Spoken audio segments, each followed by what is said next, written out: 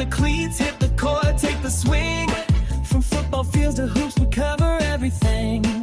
Bases loaded, birdies sinking down the green. Pickleball, paddles popping, you know what I mean.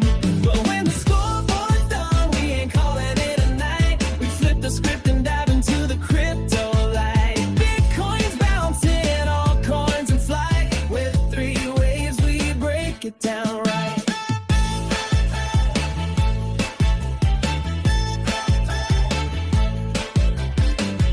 Sports and crypto, the ultimate blend. Stay locked in, we set the trend. This is all sports and crypto. Let's begin.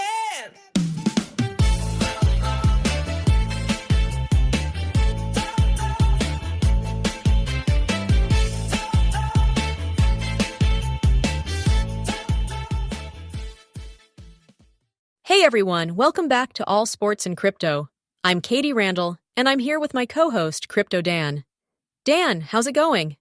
Hey, Katie. I'm good. Just, still wishing my knees would let me play a little pickup basketball, but I'll settle for talking about it.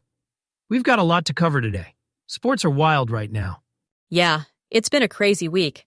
Let's do a quick run-through. Football's heating up with training camps, basketball's got some big summer league performances, and baseball. The upsets just keep coming. Did you see that walk-off last night? Oh, I did. And honestly, I feel like every week there's a new underdog story in baseball. It's like you blink and the standings flip. And don't even get me started on golf. Did you catch the final round last weekend? That rookie nearly took the whole thing. I did. And, okay, I know I keep bringing up pickleball, but it's exploding. I swear, every time I go to the park, there's a new group playing. It's like what we talked about in our first episode. Accessibility is everything. People just want to play and be part of something fun. Totally. And it's not just the new sports. WNBA's got record viewership, NBA's got all these new signings, and even college football recruiting is getting more competitive. It's like every league is trying to find new ways to keep fans engaged, whether it's through social media, new formats, or just wild storylines. Yeah, and it's funny. When I was pitching in college, we barely had any advanced stats. Now, even high school teams are using analytics and video breakdowns. I remember my coach would just say, hit your spots and trust your gut. Now, pitchers have heat maps, spin rate data, all that. It's changed how you approach every at-bat. Sometimes I wonder if I'd have thrown more strikeouts or just overthought everything. That's a good point. In basketball, too, the way teams use data now is wild. Like, you can't just rely on your instincts. You've got to know your shot chart, your defender's tendencies, all that. But I guess it keeps the game evolving, right? Exactly. And it keeps fans invested, too. There's always something new to talk about, whether it's a crazy stat or a highlight reel play. I think that's why sports just keep pulling people in, no matter how much the landscape changes. Yeah, and honestly, it's kind of like what we see in crypto. Always changing. Always something new to learn. But first, here's a little public service announcement. When we discuss cryptocurrency, we are not providing financial advice. We are not financial advisors. Therefore, please conduct your own research before investing in anything. I hope that we made that clear. Speaking of, should we jump into the latest crypto moves? Let's do it. So first up, Vitalik Buterin just proposed a new gas cap for Ethereum, EIP 7983. Basically, it would limit individual transaction gas to 16.77 million. Dan, can you break down why that matters? Yeah, so the idea is to make Ethereum more secure and stable. Right now, a single transaction can, in theory, use up the whole block's gas, which is risky. It opens the door to denial-of-service attacks and unpredictable network slowdowns. By capping each transaction, you spread out the load, so no one can just clog up the whole system with one massive contract or something. And it's supposed to help with zero-knowledge virtual machines, right? Like making it easier for those big, complex transactions to be split up? Exactly. It's about compatibility, too. The cap encourages developers to break up huge transactions, which is better for the network. And honestly, most transactions are already way below that limit, so it shouldn't mess with normal users or DeFi stuff. It's more about future-proofing and keeping things predictable. I like that. It's kind of like what we talked about in a previous episode, how simplifying things can actually make them stronger. Vitalik's been pushing for a simpler, more efficient Ethereum, and this fits that vision. Yeah, and it's not just Ethereum making moves. Did you see the news about the blockchain group in France and Smarter Web in the UK? Both just made huge Bitcoin buys for their corporate treasuries. We're talking like over 100 Bitcoin each, millions of dollars. And Metaplanet in Japan just added another 2,200 Bitcoin. That's a lot of Bitcoin sitting on company balance sheets. It's wild. I mean, we've seen companies like MicroStrategy, but now just Strategy, do this for a while. But it feels like more and more companies are jumping in. Why do you think that is? Honestly, it's about hedging and long-term value. When I first got into crypto, I thought, okay, this is risky, but it's a hedge against inflation, against currency risk.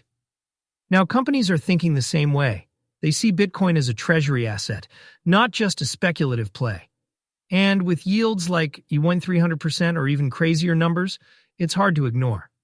Plus, there's this whole Bitcoin yield metric now, where companies track how much Bitcoin backs each share. It's a new way to measure value for shareholders. That's so different from how companies used to think about cash. I mean, it's not like they're putting all their money in Bitcoin, but even a small allocation can make a big impact if the price moves. And it's not just the big US firms anymore, it's global. Exactly. And it's not without risk. Like, Strategy just paused their weekly Bitcoin buys for the first time in months, even though they're sitting on $14 billion in unrealized gains. So, it's not always up and to the right. But the trend is clear. More companies are seeing Bitcoin as a legit part of their financial strategy. It's kind of like how teams in sports are always looking for that edge, right? Whether it's analytics or a new training method, you've got to adapt or get left behind. Same thing in business and crypto. Couldn't have said it better. And speaking of adapting, there's a new AI tool that's changing how traders watch the market. Should we get into that? Yeah, let's talk about Grok. So, for anyone who hasn't heard, Grok is this new AI tool on X, formerly Twitter, that scans real-time posts and sentiment to help traders spot trends before they hit the news. It's kind of wild how fast it can pick up on what's moving. Yeah, it's like having 1,000 eyes on the market at once.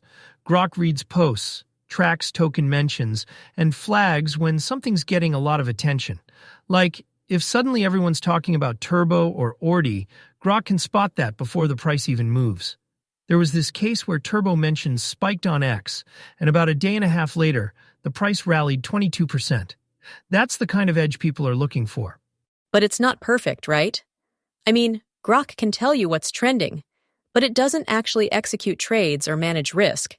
And it can get fooled by hype or coordinated shilling. Like, if a bunch of people start pumping a coin, Grok might flag it. But that doesn't mean it's a good trade. Exactly. It's a signal, not a strategy. You still need human judgment.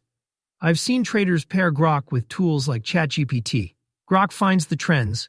ChatGPT helps design the strategy or backtest it. But at the end of the day, you've got to do your own research. Grok can't tell you if a meme coin is about to dump or if a macro event is already priced in. And it's not just about meme coins.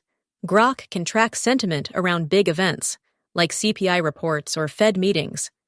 There was a time when Grok flagged rising anxiety about Bitcoin before a dip, and some traders got out early. But again, it's just one piece of the puzzle.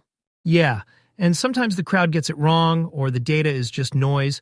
I mean, I love the idea of using AI to get an edge, but you can't outsource your thinking. It's like in sports. Stats and video are great, but you still need to read the game, trust your instincts, and know when to zig instead of zag. Totally. I guess the takeaway is, use the tools, but don't let them use you. Whether it's Grok, ChatGPT, or just good old-fashioned research, you've got to balance tech-driven insights with your own judgment. That's how you stay ahead, on the field and in the market. Couldn't agree more. And that's probably a good place to wrap for today. We covered a lot: sports, crypto, AI, and how it all connects. Katie, always a pleasure. Same here, Dan. Thanks to everyone for listening to All Sports and Crypto.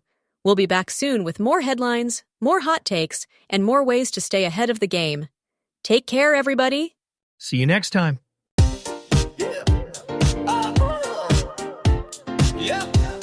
It's Clay.